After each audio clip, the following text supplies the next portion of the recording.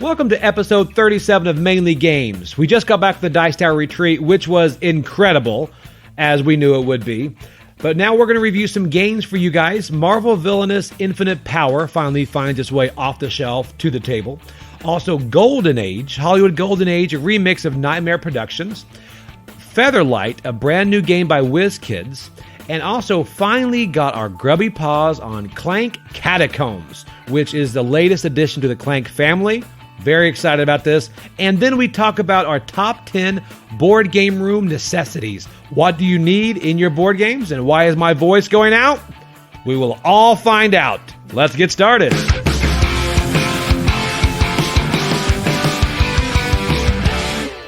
Welcome to Mainly Games. I'm Joey. And I'm Alex. And we're a podcast about mainly games. That's it.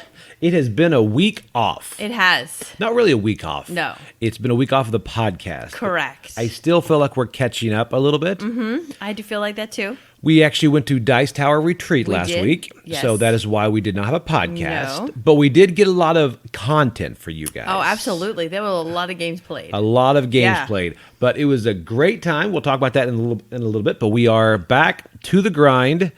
And we're recording the day that we're getting ready for our game day here in Fort Myers.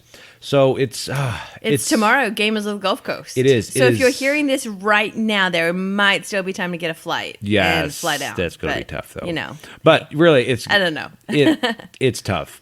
But yeah, what we're doing tonight and tomorrow and the next day. Yep. So it's been a crazy week since we got back. Just kind of hit the ground running with shows. Run. And you know when you leave for a little bit, all those emails and everything just pile up. Yes. I mean, some people are really good about being able to do emails on the road. Yeah. I am not. Yeah. For some reason, I can send a quick email. I'll get back with you later, but I just can't put the thought in when I'm on the road. Right.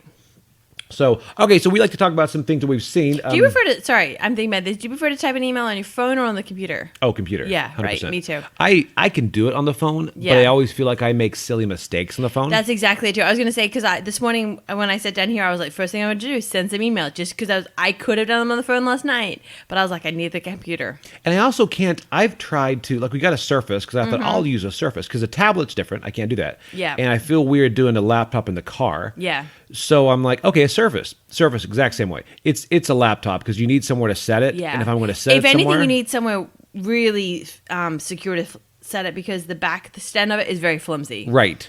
Like it's almost worse than a laptop. But you like your Surface more than my laptop. Oh, I love my Surface. Yeah. So I just have to be careful. I can't stick it on my lap. Oh yeah, that's true. I never do that. Nobody does that. You would stick a laptop on your lap though. I would. Yeah. Yeah, maybe sometimes. Okay, so... Wow, that took a turn. It did. Yeah, it did. Melee Games, talking about Microsoft. Yes, and just games. Surfaces and games.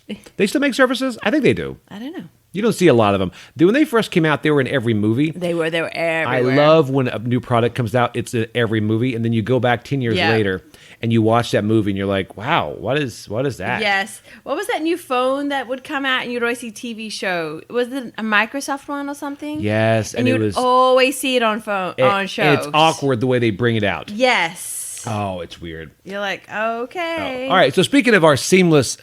transition into movies. Yes. We did watch Thor: Love and Thunder. We did. And it's funny how this is the one that people are like, they love or they hate. I heard people say, oh, it's so great, so emotional. I've heard people say it's horrible. And I find myself in the middle. Yeah, like, me too. It was fine. It's fine. Yeah. I didn't hate it. No.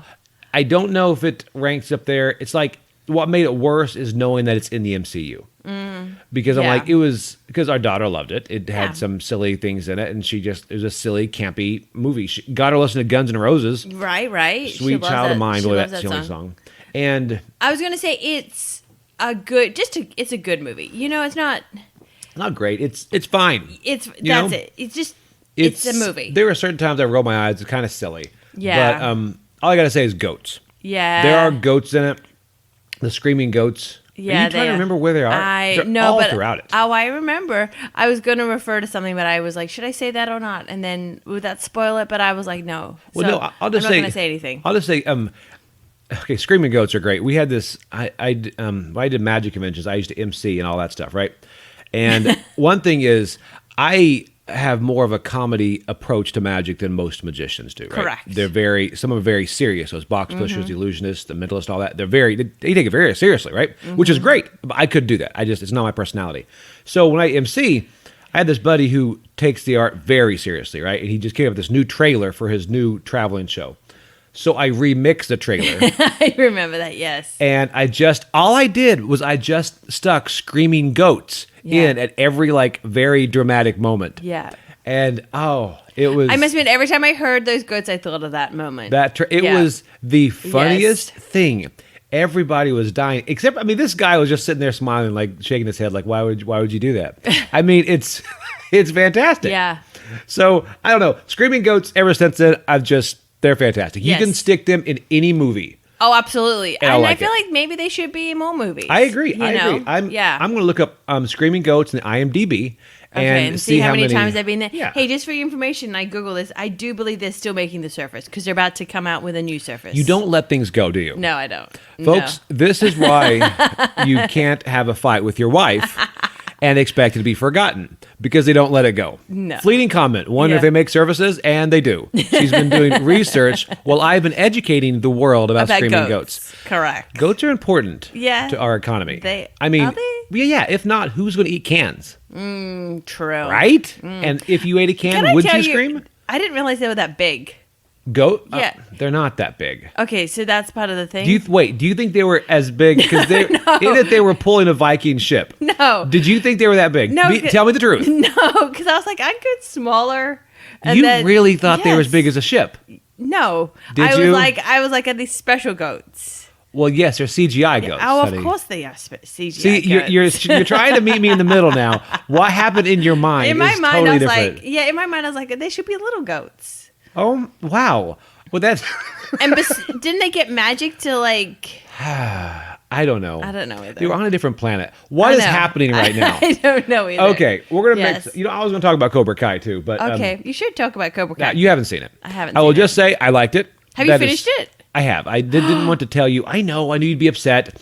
She's gone to Disney, and I'm like, hey, can I watch an episode of Cobra Kai? She's like, sure.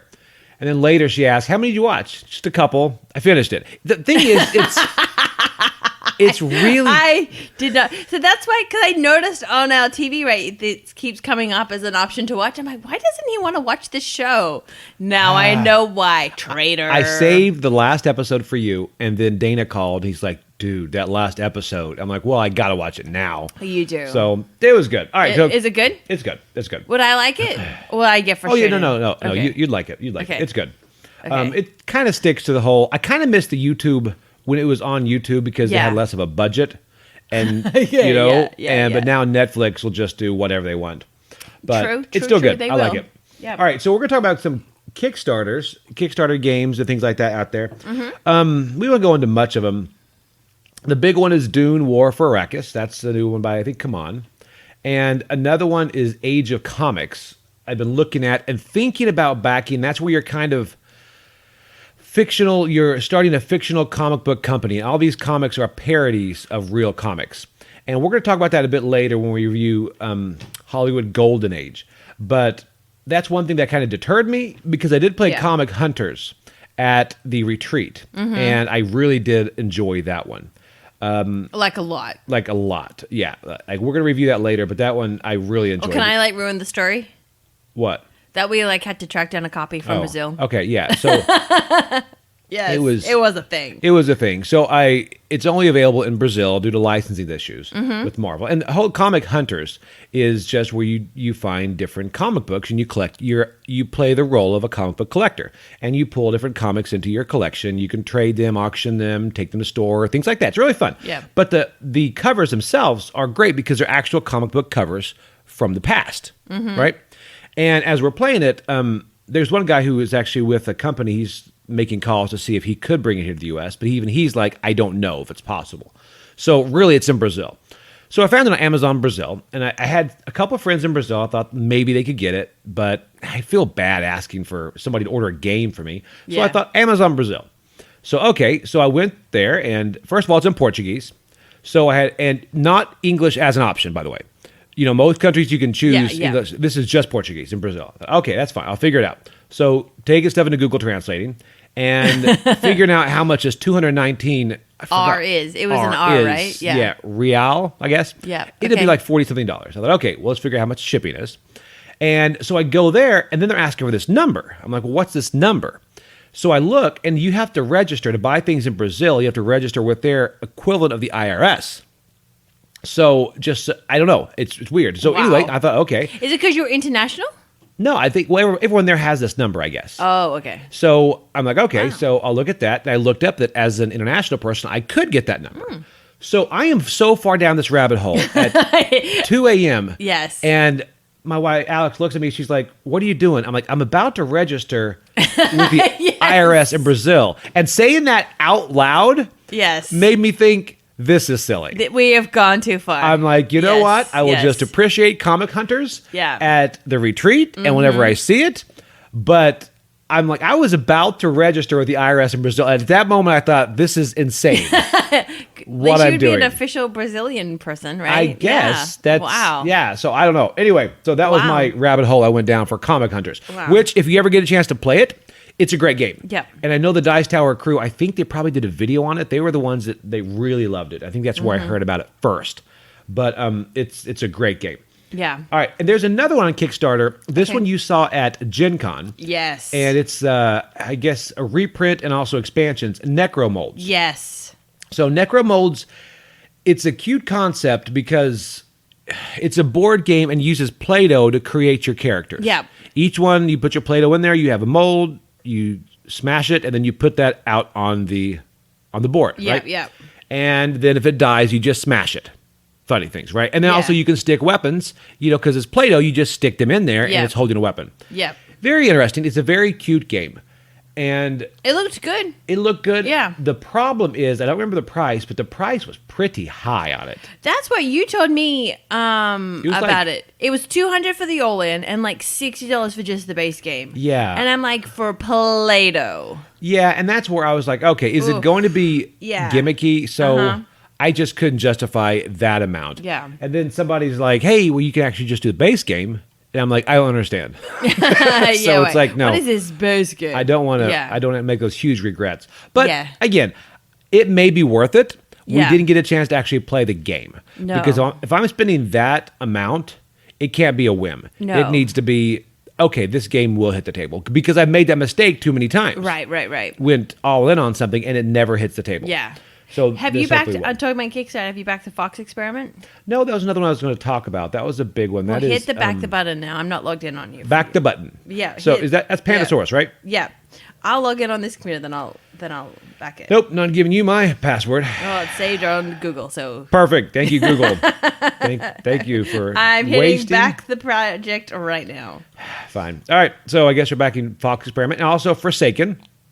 And another one. Which one's Forsaken? Forsaken is the open world game. Yes. Have you backed that one? I did. Yeah. I played that at the Dice Tower East, and I enjoyed it a lot. Yeah. The other one that's getting a lot of buzz is Project Ironside, and this is a metal game table that you can combine two to make a larger game table. The concept. I've actually got a friend that's making a game table, and can we just pause for a second because I'm backing the Fox project. We'll just do the Kickstarter edition. Does that sound good? Fine, whatever. All right, so she's backing it actually literally right now. Literally. But Project Ironside, that's the thing about it's a much cheaper than game tables can run, as you know, $2,000, $3,000, $4,000, $5,000, the wooden ones. And these are just kind of fabricated and they're just functional game tables. And I mean, I think these start at like $3.99 for a game table, which is incredible. And of course, it just screws together, and it's metal, so I'm sure it's going to hold up. So that right there, it's really that. If I did not have this game table coming, I'd probably look at doing that. The size is smaller than I like, but you can combine them with different options. But it's a really nice option out there for gamers that want to be more budget conscious. Yeah. Or you want to have a second table in your house or whatever. Yeah. And this has been getting a lot of buzz and a lot of people backing it. And honestly, I don't. If I wasn't getting this game table that we bought the wood for and a buddy's making it and all that, then I'd be getting this one. Yeah, it looks nice. So okay, so then there's also one called Roll and Ghosts. I don't know what that is, but I came across it. It looks very. Oh, is cute. it a roll and write? Oh, brother, probably yes. So, yeah, Roll and Ghosts. Ghosts. So, other game news. There's another one. There's a new game coming out on Kickstarter, and I don't do a lot of video games anymore. I mentioned that before. I love video games, but I love them a bit too much because if I jump into them, then it's over. But Elden Ring is being turned into a board game. This is one that has caught my eye. I've heard so many people. I did not know that. Yeah, and that's Wow. like... I could see that happening, though. Well, I've heard so many people, a lot of gamers, like board gamers, like Tom Vassell would talk about it a lot. And several different board gamers say how this is just an incredible game. And many of you out there probably have played it. Yeah. Because it's open world and things like that. So Yep. this is going to be turning into a board game. So I'm wondering, I don't know, I'm wondering how it's going to be. Because as you know, those are always hit or miss, whether or not they're good or bad. So it is, I think Steam Forged is doing it. Yeah, so it's the same designers that were behind Dark Souls. And they're going to, so who knows? That's interesting to look at. While I was looking at Kickstarter, I noticed that there's an expansion for Ark Nova coming on Kickstarter too, soon, about to be launched. Expansion or? Hang on, I was trying to find it. We got those additional boards. We did. I feel like it was something new, not what we got at Gen Con. Yeah, I'd look at that because Ark Nova is one of those games I think is one of those rare games that almost feels complete. Yeah. I would say we could do more cards, but can you? There are so many cards. There's so many cards, correct. So, yeah, that's what I was like. As soon as I saw that they were doing more of this, I was like, why? I don't know. But I guess it's such a popular game, it makes sense, but... Yeah, I can see getting more player mats because that does add some variability. Yeah. But as far as... I don't know.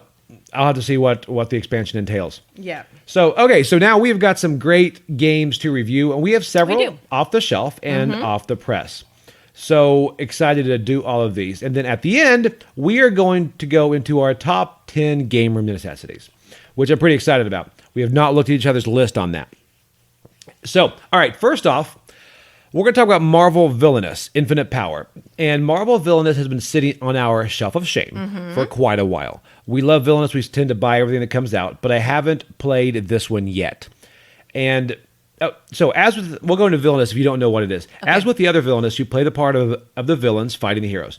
For you that haven't played Villainous, I'll explain it briefly. First off, in the core box, you can choose Thanos, Ultron, Hela, Killmonger, and Taskmaster. The game is asymmetric to the extreme. That's the thing, as every villain has its own winning condition. For instance, Ultron has to assemble all his sentries, Killmonger has to kill Black Panther, blow up the mines, and of course, Thanos needs his stones. So all of that. So you choose, you grab your player board, shuffle your cards, and your villain piece goes on the board. Then you take your hand of cards. Then as your villain moves on the board, he activates whatever icons are in that area. They could be get power tokens, which are how you pay for cards, activate card powers, play a card, relocate a card, discard cards, vanquish a hero, which can be done if you've previously played an ally card in one of those locations that has a hero. Or you could fate. Now, this is what intrigued me about the game, and I wanted to try it. The Fate deck mechanic in the original is different. Everyone in the original one has their own Fate deck. So the Fate deck is where the good guys or good things, which are bad for you, playing the villain, come out. Now, in this one, it sounds good everyone has their own Fate deck, but the downside of that is some of the winning conditions, you have to be fated. If no one is fading you because they're playing too nice, focusing on someone else, or just the fact that they know you need to be fated, this will get frustrating. And it has been a point of frustration for a couple of characters in Villainous. That is my biggest complaint about Villainous. Right. If no one's going to fate me, then Peter Pan will never show up. That's exactly and it. Captain Hook will never win. Yeah. So you need someone to fate you. I had that problem. I think I played Maleficent a couple of times. And even Ursula, I think, is similar. So frustrating. It is. Yeah. Because you can do everything you want to, but if those cards are not moving, then you're done. You're dead in the water. Yeah. So that's frustrating. This one has one Fate deck that's assembled at the beginning of the game from the Fate cards of every villain, and they're all shuffled together. So when you Fate, you reveal a card and then play it. If it's an event, it plays for everybody, or you choose where to play it if it's a hero. So either way, those Fate cards are entering play, allowing everyone else chances to get them. Okay? So, for example, you might play it on different people. For example, Hela can't win if a hero is in a certain location. So this mechanic works well. So the game continues until someone meets their winning conditions. So first impressions about this. If you don't like Villainous, this won't change your mind. Okay. All right. So let's get right off the bat. All this right. is not going to be a game changer for you. I do like Villainous, like I mentioned. Yeah, me too. I like Villainous. The couple things that do exist here, for example, you have to know everyone's winning conditions so that you can keep an eye on them so they don't win. That is one thing people forget about Villainous. You don't need to learn how you win. You need to learn how everyone else wins Correct. as well. Yes. So you are playing defense in Villainous as much as you're playing offense. Correct. So you have to continually watch how everybody wins and how close they are to winning, or they're going to beat you to it. Yeah. So that's a big thing. I played this a couple times, and I somewhat enjoyed it, but I was also very frustrated with it. Are you talking about regular Villainous? No, Marvel Villainous. Marvel Villainous. Okay. To the point that the last time we played it, and these are with hardcore gamers. These are gamers that know what they're doing. Yeah. It was just a drudge. Yeah. And then one person just said, "Do you guys want to do something else?" And they all were like, "Yeah." Was it just really clunky? You know, not really. We all agree, but the biggest problem in every game that I played of this, Thanos. Really? Yes. Thanos is a hot villain, of course. Everybody wants to. Every game you're going to play, someone wants to be Thanos. He's on the cover. He is he's the legend of 10 years of MCU. Right. Everyone's going to want to play him. But man, he is fiddly to play. Really? It's legendarily brutal every single time. And every person at the table was perplexed by him. We would keep reading the rules and all this. I mean, Thanos needs a stone. So when a stone enters play, a player is targeted, okay? Then they attach, so that player is given the stone. That's not Thanos. They attach to one of their allies. If they don't have one, they get a play for free. Then the Thanos player has to relocate one of their allies to that player's board. Then they have to use a vanquish action to attack their ally and beat it. This is several turns in, right? Then that leaves a stone unguarded on the other person's board. They then have to play another ally, then move that ally to that person's thing to get that stone, and then move it back. But wait, if the stone is just sitting there on the other person's board, they can then play an ally, it gets attached to that ally, and then you have to restart everything. And this Thanos has to do with every single stone. Oh my goodness. 6 stones. And it's insane. Wow. So I was wondering if we played something wrong, but it's just it. We looked it up, and people are like, yeah, Thanos is very, very difficult to play. Can you play without Thanos? You can. But everybody's going to want to be Thanos. And I haven't dove deep, but there's probably some fixes and things to do with that. But that was my biggest frustration of the game. I do like the Central Fate deck. Yeah. I don't hate the game. So that's been the problem with Villainous, is the balance can always be off. And you know that with Villainous, because different villains are easier to win. There'll be some characters that are easier, some are harder to win. That's a big negative for a lot of people. However, one way I like to view it is it's kind of like a handicap in golf. So say you've played the game a lot, and you're introducing a new player to it. In a typical game, you kind of have to not make the best moves and kind of go easy on them. Well, in Villainous, you can just give them an easy character, and you take a hard character. And then it kind of balances out in the fact that it's going to be hard for you to win, but they're beginning, so they have an easier winning condition. Yep. So that's what I've always liked as far as Villainous goes, as far as balancing things out. Yeah, true. So anyway, do I recommend Marvel Villainous? Maybe, yeah. It's if kind of, you wanted to play it. If you like it, okay. You know what? Maybe you'll have more luck with Thanos than I will. And honestly, if I'm doing something wrong, email me in and let me know, because it is going to stay on our shelf. I do like it, but I will tell people to actively avoid Thanos. Yeah, that's what I think. From what you were saying, from when you played it, it just sounds like you tell people not to play Thanos. Right, which is what I do, which is fine. I mean, there are other villains that are great out there. Yeah, what other villains are in the game? Hela, Taskmaster, Killmonger. Okay. Yeah, so there are some other ones in there. Good. So, so that is that. Now, our next game we're going to review is, we reviewed Nightmare Productions. We did. A couple weeks ago. And this is pretty much Nightmare Productions, which is Reiner Knizia. It's Hollywood Golden Age. Yes. And the difference with this is that it uses actual people. Right. From, obviously, Hollywood's Golden Age. Yeah, exactly. I mean, you've got like directors like Hitchcock. You have actresses like Marilyn Monroe, Grace Kelly. You have Jimmy Stewart. A lot of them in there. So you are drafting real people in there. Correct. Which is great. Oh, it's awesome. Yeah. Yes. Okay. So in this game, Each player is managing their own film production company, and during this game, they start to complete their 3 scripts by visiting different locations where they will auction the production tokens. They're required by the player that these production tokens are acquired, not required, sorry. Acquired by the player who makes the best or highest offer, and then these tokens are used to complete their script. So to start off with, each player gets, in a 4-player game, $12,000, and then this is regardless of the number, 3 screen plays, and then a player screen, so that they keep their money that they're getting secret. Right? And so you set up the main board with the legendary directors in one pile at the start of the board. And they're face up. And then the other production tiles, I think there's 89 tiles. Some will go face up in the face up spots, and then some will go face down in the face down spots. So you set that all up. And then when the rest of the tiles that you have left over, you just put to the side. You're going to need them later, but don't use them now.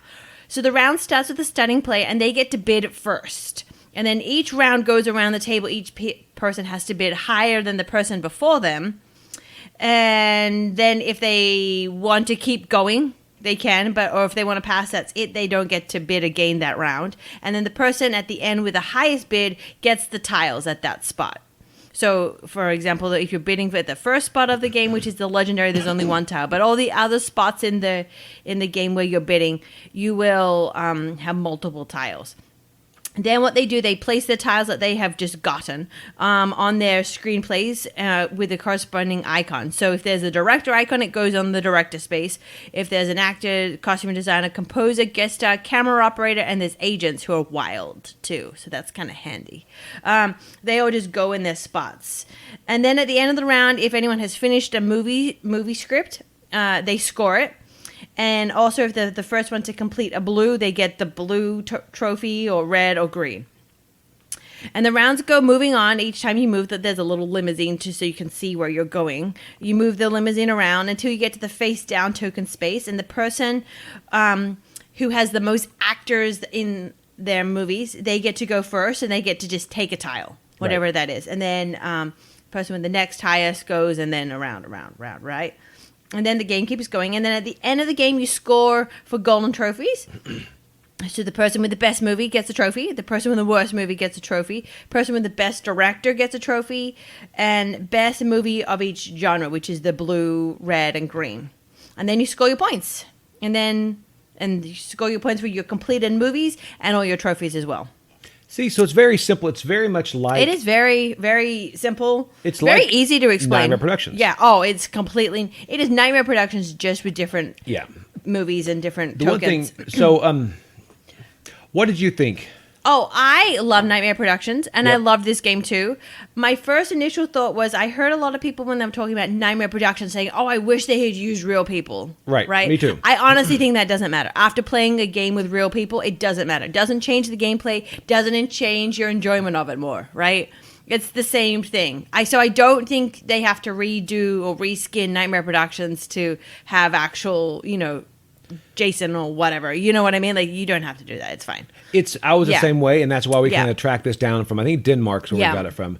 We found it on Amazon Denmark. Didn't have to register their IRS, hey, FYI. That's good to know. It had real names, and now it was interesting. I did bring this to the Dice Tower Retreat, and we ended up playing it, and people were like, well, it doesn't really matter if they're real names. But then I found the conversation as we played it, they'd look at the different movies and be like, oh, this is good. Have you seen this? Like, for instance, there's a movie called Arsenic at Old Lace. Yeah. I've never seen it, but somebody is like, oh, it's great. So as you play the game, you're starting to talk about these movies. Yeah. And it kind of helps with the conversation. Yes.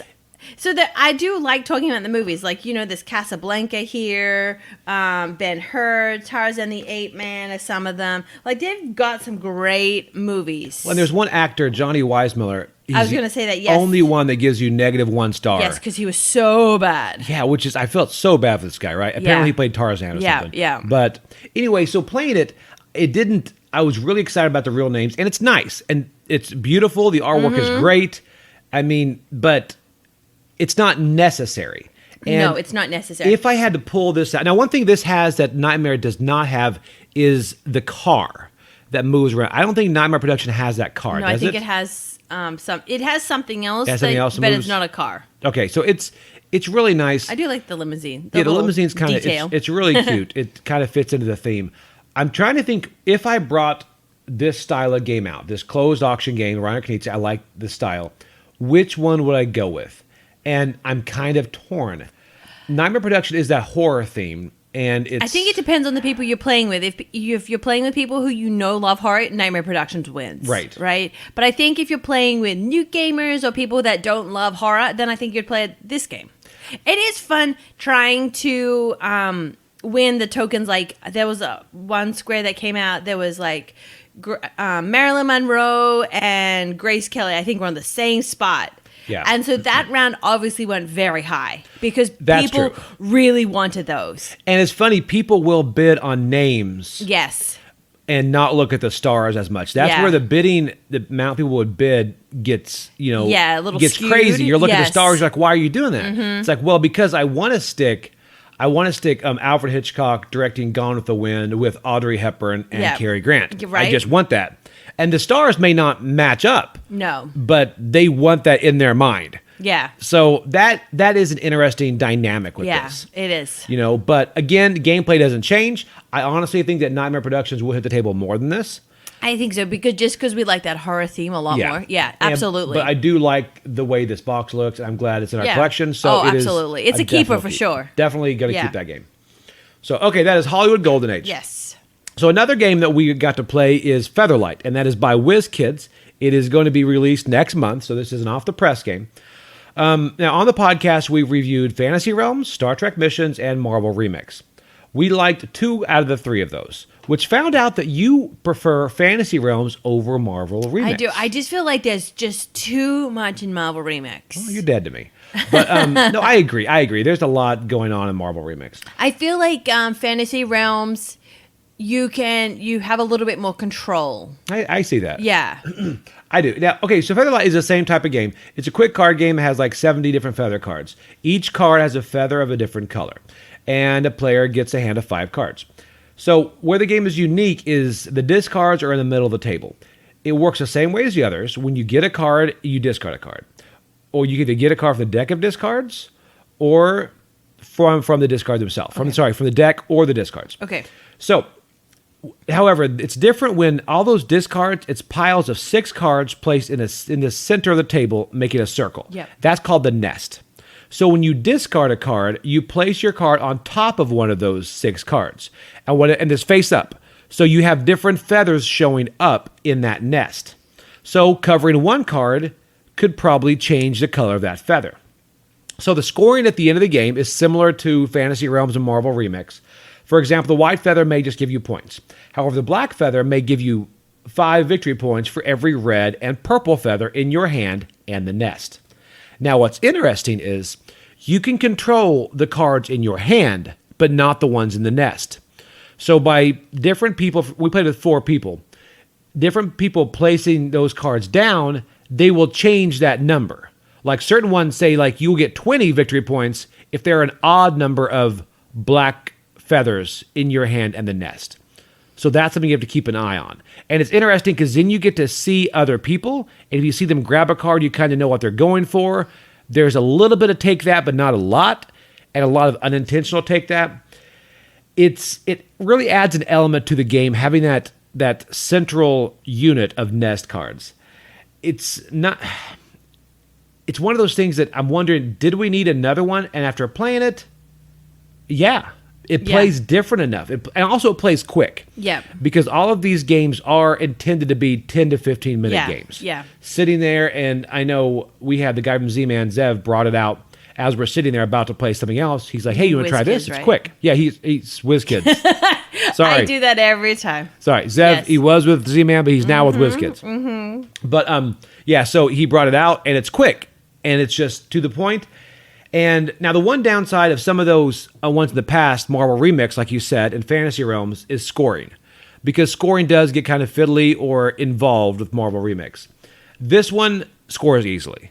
It really does. I don't know why. There's something about these feathers. You just look at the colors. There's no icons. It's very direct and to the point. So honestly, we're going to get this one from Yeah. WIzkids. Definitely, it's highly recommended. Yeah. And I would honestly say, although the theme is not one I gravitate to, this may get played more than our other ones. Really? Only because I can introduce new people to this. It is a very simple game. Okay. Simpler than Fantasy Realms? Yeah, because Fantasy Realms does have a bit more going on. True. But it also has a bit more depth. Yeah. But this one, I like it, and there's Yeah. a lot of luck on this one too. So anyway, it's highly recommended. It's Featherlight from WIzkids. Yeah. So anyway, check that out. All right, go I ahead. was just going to say Ark Nova is the new expansion is adding sea animals. That'll be interesting. Yeah. So you probably get another board that has like an ocean or something Yeah. like that. And there's other Like stuff an in it. aquarium? I'm oversimplifying it a lot, by the way. But know there's what? other stuff. I can see that Yeah. being added in there. Yeah, I can see that. So Okay. interesting. Okay, so anyway, now before we go to the next one, I will say a bit about the Dice Tower Retreat. Okay. So we did go to that, like I said. Didn't get to stay as long as we wanted to. We still stayed from Thursday to Sunday. So it was a long time. And it's seriously awesome. It's funny, we went in there thinking that we can't hit all these conventions next year. Yeah. Dice Tower East, then Gen Con, and then Dice Tower Retreat. Yeah. But we left trying to figure out how we can do the Dice Tower cruise. Yeah. It's just, I mean, the entire Dice Tower crew is just wonderful. Yeah. You can see why they call it the friendliest gaming convention out there. So if you are out there and you're looking for one gaming convention to go to, it's a Dice Tower one, right? Yeah, Either yeah. Dice Tower East, West, the Retreat, whatever you can get into. Gen Con is great. We love the pomp and circumstance of Gen Con. Yeah. It's good. But honestly, if I had to pick one, it would be a Dice Tower one. Yeah, right. Because those, the way they make it, they make it feel like family. They really make it about the games and the people, which is what board games are about for people. And I know it's got to be exhausting. It's a lot of hard work. The entire crew is there playing games with everybody, and it's exhausting. Yeah. So the Dice Tower people, they're a great group to have at the tip of the board gaming spear. Yeah, right. You know, going forward. So Absolutely. if you ever get a chance to hit East, West, and hopefully they add more in the future, but the Retreat, Central, Central. North, Central. South. They're There going you to go. take over the world. That'll be exhausting. I feel bad for them. But anyway, yeah, so it'll be good. Now, speaking of Dice Tower, I will be able to be a part of their Autumn Spectacular, You will.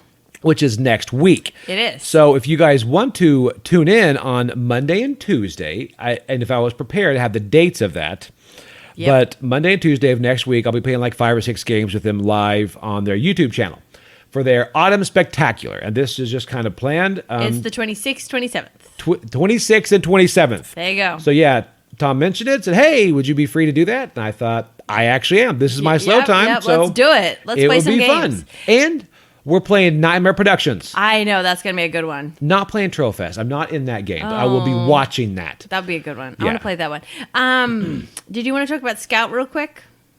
You know what? Yeah, let's revisit Scout. Yeah. This is one that we reviewed before. Yeah. You did not like it. I did not enjoy it. But you played it again. I did. I played it again, and I enjoyed it a lot more.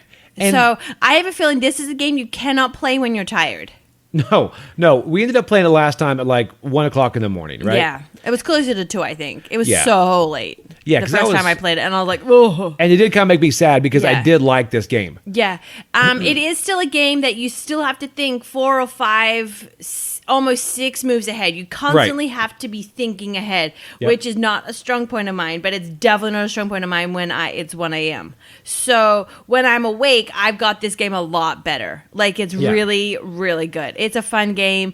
And it's very easy to play, like there's 2 actions that you can do when you turn, Exactly. Yeah. So, but no, it is a great game. And I definitely think, even if you're like me, I think you'll still enjoy this game and really like this game and have fun playing it. Thank you. See? Yeah, there you go. I'm glad you Yeah. finally did like it. And you did roll your eyes when I brought it out. I did. I was very hesitant to play this game again. You played it and I was like, let's not do this. Let's play another one. Because we had just finished I tried Ethnos. so hard. Yes. Yeah, but and it's yeah. like, good. And I think everyone there liked it. I think Jeff and Sierra liked it too. They And loved it's- that game too. They really enjoyed it too. So anyway, Scout, revisiting that, Yeah. see right there, it gets a high recommendation from both of us. There you go. There you go. All right. So I'm glad we added that in. So this is one game that I circle out the retreat to play, and I actually made it a point to play, and it's Clank Okay. Catacombs. you all know that I love Clank. I've mentioned it before Yeah. so many times on here. I was sad this was not out at Gen Con. I know. It was supposed to be. Well, they were going to have the demo there. And I didn't even demo it there because I kind of wanted to just play the game. I already know I'm going to like it. So no reason to demo it. So, okay, Correct. let's go into how to play. If you haven't played any Clank, it's a deck building game mixed with a dungeon crawl, mixed with push your luck mechanics. Now, it plays like any deck building game does. You play in cards, use money to buy more cards or movement. Your movement or boots allow you to move around the board. Your whole point is to go into the dungeon to get treasure, including one artifact, then come back and make it out. Now, if you die below the dungeon level, you're dead. If you die above, you're dead, unless you have an artifact. And the whole reason is the villagers drag your body to safety and you still score. It's a bit morbid, but it happens. You don't get like the extra bonus points, but you still Right, you don't get the score. extra 20 points or something for actually completing the board or getting to the village. Yeah. So how do you die? Well, that's where the word Clank comes in. Many cards in your deck, such as Stumble, will tell you to put a Clank cube in this area on the board. It's like making noise. Then every time a dragon appears on a card, the player places all those cubes from the board into the bag. The bag already contains some black cubes, which are dragon cubes. Then the cubes are pulled out. If the black comes out, nothing happens. It's a dragon cube. But if your color comes out, you're hit. Every cube decreases your health by 1. You just place it on your health meter. Throughout the game, as his treasure is stolen, the dragon gets more and more angry and you pull more and more cubes. Combine this with less black cubes being in there since they've already been pulled because you're a loud klutz. And your armor, it gets stressful because there are more of your colors in there, more cubes are being pulled. So it's really how deep do you want to go and how quick can you get out? Because in the original Clank, the deeper you go, the better the treasure is. Correct. That changes a bit. I'll go into that in a second. So this mechanic also has several other things from other versions of Clank. Okay. For instance, the white cubes from Clank Legacy are back. And those were called, I think, ruins at the last one. Same mechanic. I hate those. I hate them. But so much. They get put in the bag, and when pulled, everyone gets hit. All right? Then they go back in. So they're called ghosts here, I think. They also have crystal caverns, which are like forests in the original one. You have to stop moving no matter how many boots you have. This one, they also have one-way arrows, meaning you can only go one way. And there are some paths that are locked that you need a lockpick to travel through. And lockpicks are consumable, so use them once. And then you start with 3, but you can get more. And you can also use lockpicks to pick treasure chests, get major secrets, or free prisoners, and all that stuff. So the big thing that changes about Clank Catacombs is this is not a static board. Every time you move off the board, you grab a tile from the shuffled tower of tiles, and then you place it in any rotation you want before walking onto it. Excuse me. This mechanic is awesome. Yep. You can use it to your benefit, or you can use it to hose other players. Then there are also teleports for you to go somewhere else on the board. These are extremely necessary, as you will find yourself getting stuck from time to time. Because one thing that could happen is there could be a rotate card show up, and you have to rotate the tile you are on. So now you have to go back. It kind of reminds me, in my mind, of the movie 13 Ghosts. Yeah. Where everything would move. Yeah. The entire house was made of glass and it would move every time. Yeah. Very interesting. So your path could always change. Now, what else is interesting is in normal Clank, the best artifacts are deeper in the dungeon. Here it doesn't matter. They could be anywhere. It's completely random. It could just show up on the other side of where you are. It's awesome. There are ways to teleport so you can get closer to them, but it is a harder game. There's also treasure that allows you to ignore the arrows and go whichever way, go down a one-way place. So it's great. I have to say, I love this game. Yep. I died every time. Oh. I got stuck somewhere. But it's a fantastic addition to the Clank family. It may become one of my favorite Clanks, if not my favorite. Really? Yeah, now it's going to be hard to beat Legacy only because of nostalgia. Every time we play Clank Legacy. My favorite's still the pyramid, though. You like the pyramid, I really? do. For me, Legacy is remembering all those times where we played the game. I know. You know, we named different things and all that. Yeah. So, but all that being said, I would not introduce someone to this Clank. Okay, I would always start off with either the first one or possibly Legacy. Yeah, the completed board. Right, Yeah. but I think this one will get the most play at our house coming up. And I just can't wait to get my hands on it. When is it coming into your hands? Soon. I've already pre-ordered it, so it should be getting soon. But if you like Clank, then Clank Catacombs will do it. And this one probably, if you don't if you don't like Clank, I think different enough? It's different enough to Okay. give it a try. Okay. I love the mechanic of putting out tiles. Yeah, on the I do board. like that too. Just the idea when they Yeah. said that's what it was. You're it like, just- I'm sold. I'm Yeah. sold. It's great. It works. And I hope they revisit this with the space. Yeah. And maybe the Egyptian theme. They're on to something with this. Yeah. So I highly recommend Yeah. Clank Catacombs. Okay. So take a look at that. You know, one thing I'm surprised Renegade hasn't done is done expansions for the Hunger. They did do an expansion for the Hunger. What? Yeah, I know. I didn't tell you because you want to buy it. But it hasn't hit the table since we played it the first time. Oh, we've played it a few times. It has hit a table since we played it a few times. Okay, so yeah, they do Okay. have an expansion for the Hunger. I don't know if it's a pre-order yet, but I did see that as I was scrolling through game Stop notes. the recording and hit the pause button.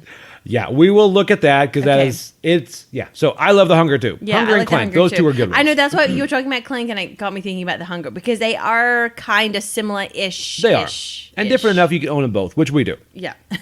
All right, so now our list today is Okay. we are not looking at a different list. Sometimes we actually go and find a list to look at and see if Mm-hmm. we agree with it. This time we are doing our own list. And this is the way to name this list I was curious about. We went with top 10 board game room necessities, but I don't like the Yes. word necessities. So I could say like necessities, wants, dreams, Desires. things that would help. So as you know, nothing is necessary. No. You know, you can just play on the floor, bring a board game and play on the floor in an empty room. But these are True. things that some we have, some we don't. And as far as my list, so I know this list, you have kept your list very secret. I have. So yes, I'm yesterday very- he was like, tell me about your list, and I was like, no. Yeah, I'm very worried about what's on our list. Yeah. So these are things that I would like to have in my game room. Okay. You know, in that Yeah. room where you play your games, whether it's in your living room or whatever, these are things you want to have close. So I did order them. We have 10 of them. I do. I have 10 too. And I have a couple honorable mentions. Okay. So, all right. All right. Number 10. All right, my number 10 is dice trays for either rolling dice in or storing your bits for your games. Okay. Yeah, I like and that can be any variation of dice trays. We could be like the silicone cupcake liners or stuff like that, or whatever you want, or just actual dice trays. Okay, that's very good. That's my number 10. Very important. Yes, I do think it's All right. important. My number 10 Yes. is a snack box Okay. or a shelf with snacks and snack bowls. Yep. I also put a little fridge or mini fridge in there too. Because that's something that's helped having a fridge, a little mini fridge right there next to it. People can just pop over. I've seen people have a cooler at different things, and just that way people don't leave the room. Yeah. Because once they leave the room, you They're lose gone. them. Yeah, yeah. But then also to have those little paper bowls for whatever things you have to eat. Yeah. And have those there. So there we go. That is a snack box or shelf with snacks and snack bowls, or a fridge or mini fridge. I just stuck everything in number 10. Wow, you did. I did. Because Wow. everything didn't need its own number. So don't judge me. I You're won't. judging me. I'm not. All right. Maybe a little. Okay, my number 9 is a TV. Yes. I do feel like a TV is important because there are so many games that you have an app for or that you can cast to a TV. Right. And it just helps that everyone, when you have a TV, ours is mounted on a wall. Yep. Everyone then can see it rather than, crouching over a little phone. I agree. Yeah. There are going to be a lot of crossovers in this, so Yeah. I'm not going to say crossover every time, but it's funny how we rank these differently. Yeah. So now my number 9 is dice towers or a dice bowl. So I agree with you on the dice thing. Yeah. And for some reason, we sometimes play with dice towers, but it's funny to random people say, you know what? Let's do a tower. Yeah. Normally they'll say that if their rolls aren't going great. They'll want to try a tower to see if it's going to help. So we do have several dice towers We do. here. They're And fun. so dice towers and dice bowls, those are my number 9. All right, my number 8 is it needs to be away from distractions, which I'm saying as someone who we have a almost 6-year-old, so it's very hard to be ever away from distractions. But you need to try and be away from distractions. I totally agree with that. So in her case, we try and give her a tablet, Right. and get her to either be in here on her tablet or in another room if she's allowed. But you have to be away from distractions because so many things can go wrong when, like you said, as soon as you leave the room because something's happening, you're gone. Yeah, and now I Yeah. have a movie going on in the background or whatever. No. And there was one time we played during the Super Bowl going on. Yeah. But We had the Super Bowl on silent though. We did. Yeah. We didn't really care that much about it. We really did. All right, yep, that's a good point. I don't have that on my list. That's a good one. Okay. My number 8 is, this is an option, but it's an option we added recently, and I really like it. Yep. Smart lights. Yes. And that way we can change the color to match the mood. Like when we played Night Cage, we made it like a dungeon in here. Yeah, and that we was lowered it. Awesome. And smart lights are not very expensive. I mean, No. they're LED. They're probably, I think these we got were like $10 a piece or something, 10 or 12. And you just adjust them on the app. You can change your color. You lower it. And it's just, it adds a mood. Yeah. Like when we do dungeons, sometimes we'll have red. Yep. And it's... We played something the other day and that we had the blue lights on. Were we Under the Sea or something? Yes. We played something. Forgot what it was. Aqua Guard. Something. But anyway, but it was... Yeah. It's really... I think that adds a nice little element to it. I agree with you. Yeah. Yes. So smart lights are my number 8. All right. My number 7 is snacks. Snacks. I agree put with you. snacks. I did. I put snacks. I just think it helps to have stuff that people can reach right there. Yep. Do not need them leaving the room. Once they leave the room, they're gone. We have them leave the room for that one meal because we always usually serve a meal. But it's, definitely have snacks there. Yeah. Number 7, this is shelves. Lots of shelves. Yeah. And the reason is because we initially wanted our board games in a different room than our game room. That way you pick what you choose and you go in the game room. But the biggest thing is once you finish a game, we like to have some shelves in there so you turn around if you have extra time and just say, okay, let's grab this one. Yeah. So I like to have those shelves in there. Yeah. And also the shelves are where you can put things like your dice bowls, things like that. Yeah. But so we like to have a bookshelf or lots of shelves that are close enough to your gaming table. All right. My number 6 is coffee. That was not on mine. Yep. Yes. I think you need to have access to coffee. I think it's just us that we're very addicted. We are very addicted. We do drink a lot of coffee. It's true. The entire time we were recording this podcast, we've been drinking coffee. Drinking coffee. So, but I think having coffee close by, I think helps. Yeah. At least in my case, it keeps me awake. Even the other night, Ron and Patricia were over at 9 o'clock and they got coffee. Now, they did get decaf. They did indeed. So we do have a decaf option. Yeah, we have multiple ranges of coffee. Yes. So and hot chocolates. There's just something about doing something like that. That's a good one. I didn't think of that. Courage and I to put in there. Yep. All right. Now, my number 6 are different extra resource tokens. Yeah. Like those little cubes that you use for math and things. Yes. And I like the extra dice and also metal coins. Mayday Games, Imperial Publishing, has these metal coins we bought. They're so awesome. They're so nice. And I was going to stick them into games, but now I just keep them separate. So if a game has just normal coins, I'll grab those metal coins. Because metal coins can be expensive. Yeah. These from Mayday Games or Imperial Publishing, if you're going to look them up, are inexpensive. Yeah. And the value is 1 and 5. And just something about adding metal coins to a game just raises the bar. Absolutely. I do think plussing your games, like what we did with Wingspan and stuff like that. I think it just adds to it. Like Quacks, we did it with Quacks too. It does. It makes those games so good. And if you can do something like this that will bring out every game. It's great because you're not spending that amount of money on every game. Now, I did see on Amazon they have meeples. You could order, it's 100 multicolor wooden meeples. So you can get meeples of like every color. Wow. And that's that way, awesome. if people, because it's so funny, and I think it's usually a joke, people don't care that much, and they're like, I'll take purple. And you're like, there is no purple. They're like, oh, fine, I'll do blue or whatever. This, you can just have a meeple of every color sitting there. So anyway, I saw those on Amazon. That's a We don't have must-buy. those. I know, right? Yeah. All right, so that's my number 6. Extra little bits. All right, mine is kind of like your shelf thing. Access to the games you're playing. Right. Yep. Yep. I agree. You need to just be able to turn around, grab a game, and play it. Yeah, especially the quicker ones. Yeah. And those are ones we've got on the bottom. We should take a picture sometime for our Instagram. But on our bottom are the games we want to play and want to learn if we have time. But above those are games we've played and we know. Yep, and we can just pull out, bam, let's go. That way we're like, okay, let's roll into this one. Yep. All right, my number 5 is the same as you, TV to cast it to. Yep. That is huge because like Mansions of Madness, even Chronicles of I Crime. was going to say that too, yeah. And you can get a smart TV or you can get a Google Chromecast. Yeah. Because we have a smart TV now. I think we have a Roku, but the mirroring isn't as smooth as if you did a Chromecast. Yeah. A Chromecast is very easy just to cast your phone, cast your tablet, or whatever. So that's very good. Like, for instance, Ready, Set, Bet, which I'll talk about, I think, next time. Yes. And review that. We played that, and Tom Vassal was the person doing the moving the horses, right? Yeah. And he's really good at it. Yeah. I mean, this is, I think, honestly, I think he should give up the whole dice tower thing. And Go I think pro? he should go pro into calling horses. Really? Because he just has this passion for just ruining my life with my money.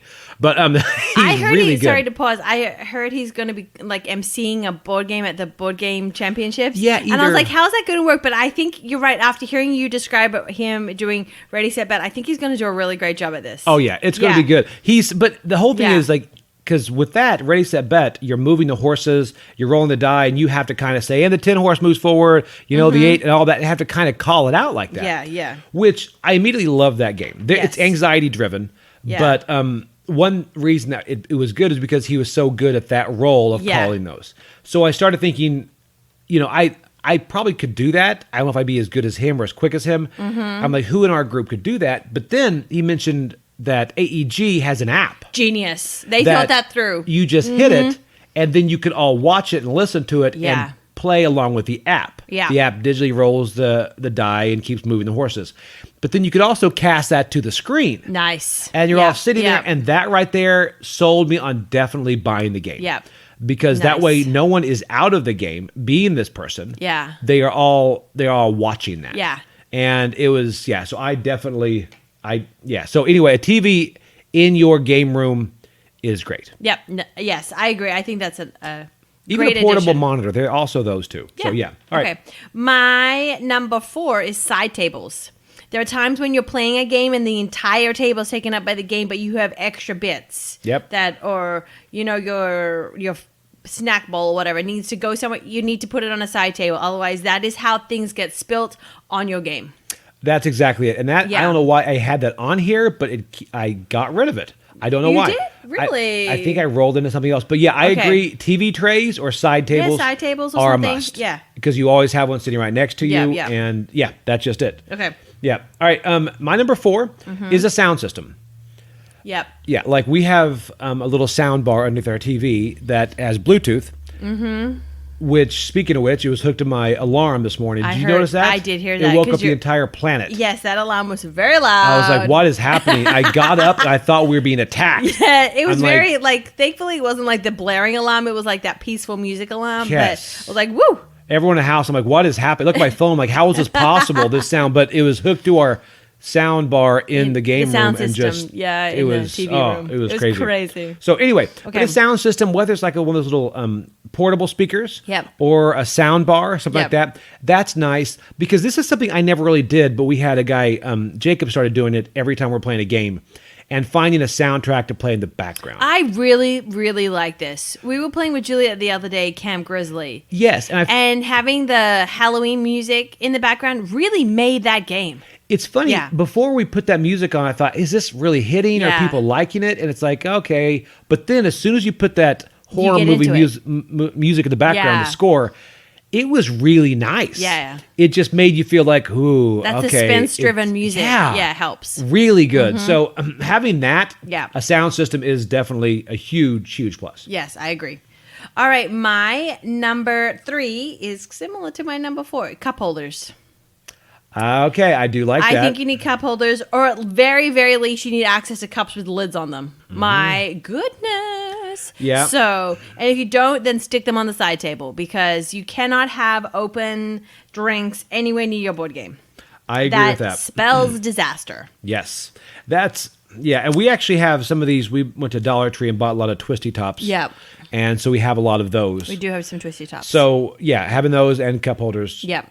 Huge plus. Yeah, absolutely. All right, so for me, number 3 is our component bowls. Yep. Or like Peacekeepers. Like we have Peacekeepers, these little, I don't know what they're made of, but you can get them on Amazon. They're called Peacekeepers, Piece keepers. And not like peace, like world peace. Not peace. 'Cause like that was, I had to spell that out because I think that was like Wyatt Earp's gun or something. Yeah. So people are like, whoa, what's he doing in his game room? But no, Peacekeepers. Okay. And then also little ramekins or bowls to put all those little knickknacks in. Bits. So that's a huge thing to have in there. Yep. All right, my number 2 is comfy chairs.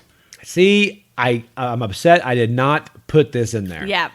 So you were going to steal that off my list. I said, no, when it's you mentioned mine. it, I'm like, I got to put that in mine. Yes. I'm like, Yeah. We just okay. invested in some really nice chairs, and previously we would go through a lot of chairs just till we found the right chairs. Yeah. Yeah. Yeah, we need to, and then once we get this bigger table, we need to get 2 more. But it's, Yeah. yeah, comfy chairs make a difference. Yep. All right, so then also my number 2 then is a game table or game mats. And that's like, even if it's just a large neoprene mat that's cut down to fit the size of your table. Yep. Yep.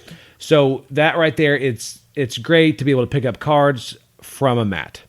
Oh, it's amazing the times that you go and you don't have the neoprene mats. Oh, I know. Oh, goodness gracious. I'm actually Yes. doing some companies have brought me in to teach some simple effects like card tricks to I guess their salespeople, right? Because it's a great icebreaker. But going there, the first couple I just did on their tables. Oh no! And man, I still hate. Now I just bring a close up, Max. Yeah, I wanted it to look like it was you could do it anywhere. Yeah. But just picking any card up from a table is a you nightmare. just look like an idiot. Dude, there's no you're smooth like, way to do that. I'm just gonna slide it off here, and it's just it's so frustrating. Yeah. So, but anyway, so it's even worse at a game where you have to continually pick them up. Yeah, constantly. So just a big, and then honestly, the mats, they can be range from expensive, or you can go, I think it's Hook and Ladder or somebody like that, and you can just get just a neoprene mat and cut it down to the size of your table. That's my number 2. All right, my number 1 is a table. But do you have? Yeah, but I mean, I have table. But I think you need like a table that is good for playing games on. So I was thinking about a table topper that we have, or an actual official board game table that once it's in your house, it never, ever, ever moves. Whatever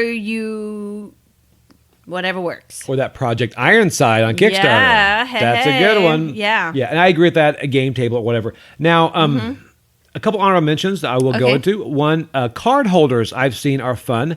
We were at Jeff and Sierra's. Yes. The game topper, you can put the cards in the edge. Yeah. But they have like card holders that sit there in front of you, and you can kind of set the cards. They use that for wingspan. I liked that. So yes, I that's forgot a good what idea. they were called. I must admit, when you put them in the tables in that slit, if you bend over, all your cards fall down. Drives me crazy. Yeah, that's why I don't use that. You'll end up bending them. You'll knock them off. But that was interesting. I don't use them, but I've seen people use them. They actually really like them. And something else is a USB charger hub. Oh. And that's somewhere away from the table. I usually that way people aren't charging their phones and using them at the table. Same time. Yeah. You know, because normally people aren't on their phones while they're playing board games. But having it somewhere where they can charge over there if needed, they have their own cord or whatever. Yeah. So that's simple. But now my number 1, I just moved to number 1 recently, but it is a sign-in book. Really? And this is something that we started did we start it before the pandemic? Yeah, we did. I think we did. Okay, yeah. So it's one of those that we just bought this nice leather-bound book on Etsy. And I think this, I don't know what it has on the front or whatever, maybe a dragon or something. So with this book, everyone starts to, like, they write their name, and then they write what games they played. We also circle who won, and they'll put little pictures in there or whatever. And what's neat is the longer we did this, people will come in and they'll grab the book and they'll show people. Or they'll say, hey, did we play that? And then they'll be like, oh, hold on, let me grab the book. And they'll go through like, oh, look at this. Oh, that was fun. I forgot that Nikki was there. Oh, I forgot that this person was there. Yeah. And it's really interesting to have that log of people playing the games. I completely agree. I do like that, the memories of it. The memories, because we look through there and people have come in and they've moved away. Yeah. And it's interesting to look back Yes. and see that type of, those type of feelings. Yep.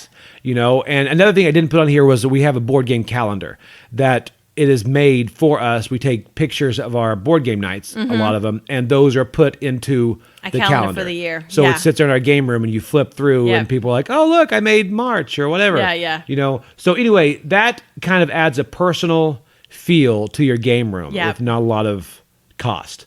And honestly, it sounds silly. It sounds cheesy. Yep. But people really enjoy it. They do indeed. I've seen a Gen Con, I think there's even like board game diaries where you can like on a page write the game, write your thoughts down about it. Right. And those are nice. Yeah, those are nice too. But even if it's just us, we still go in. If it's just you and I and Juliet play a game. Yeah, I like that. We do it. So, yep. All right. So those are our top 10 board game room necessities or accessories or whatever you want to say. Yes. So if you guys have any more, please let us know. Yeah, I'm sure there's something we missed. We're always looking at ways to kind of help our game room trudge along. Exactly. Yeah. And you can email us in at show@mainlygames.com. Yes. And again, mainlygames.com is where you see our link tree. It has our Instagram, our Facebook, our Spotify, and find the podcast and all that stuff. And again, if you have any questions at all, we love for you guys to email in. We do. We like your questions. And like I said, I will be on the Dice Tower feeds on Monday. And Tuesday. And Tuesday. 26th, 27th. So go ahead and log in. Love to say hi to us and everything.